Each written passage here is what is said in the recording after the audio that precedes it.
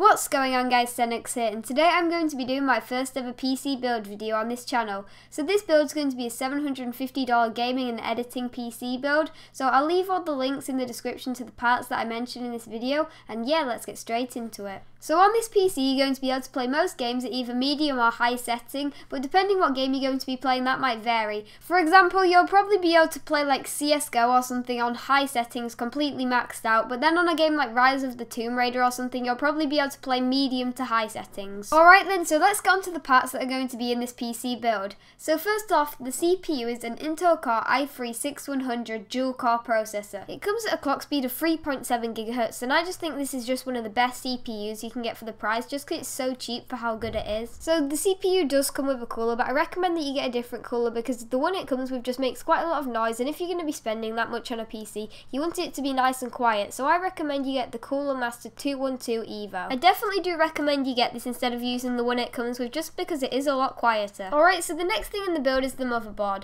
The motherboard in this build is going to be a Gigabyte motherboard, and it's the B150M DS3H Micro ATX LGA 1151 motherboard.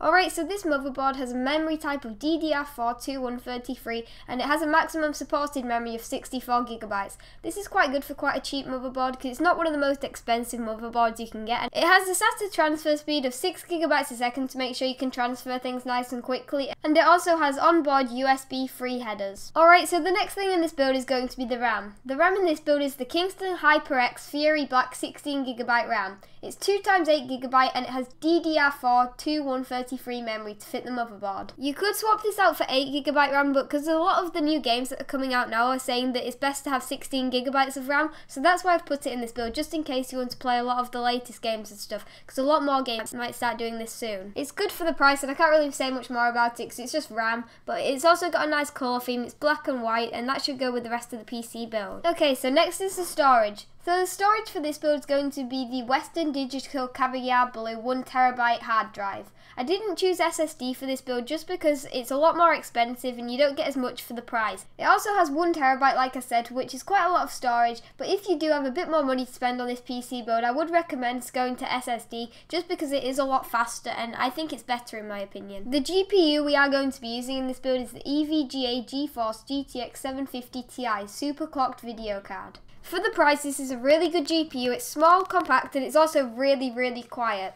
I just think this is the perfect GPU for the build, and it also looks really nice in my opinion. The good thing about this GPU is it gets all its power from the motherboard, so you don't have to plug in any additional cables. Okay, so we're now onto the case where the PC is actually going to go in. The case we're going to be using for this build is the Corsair Air 540 ATX mid-tower case. I absolutely love this case, and I just had to put it in the build because I just really like it. You can change this case if you don't want this case, because it is a really expensive case coming out at £140, which is more expensive than the actual graphics card, but I just really like this case, and I think if you're building a PC you want it to look really nice, so this is why I chose this case. Your graphics card will have lots of room in it because our graphics card that we're putting in this build is 170mm, and this can fit graphics cards up to 320mm, so it's got plenty of room in the case. It's really easy to cable manage all your wires in this case, and it's also really big, so you'll have no troubles building the PC. Last but not least is the power supply. For this build I chose the EVGA Supernova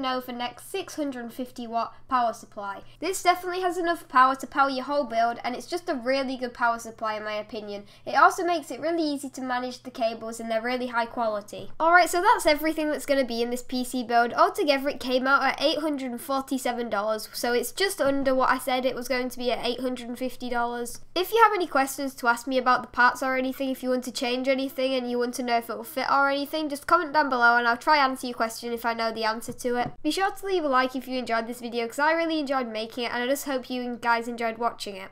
Alright, so thanks for watching this video guys. If you enjoyed this video at any point in time, be sure to leave a like and subscribe, and I will see you guys in my next video.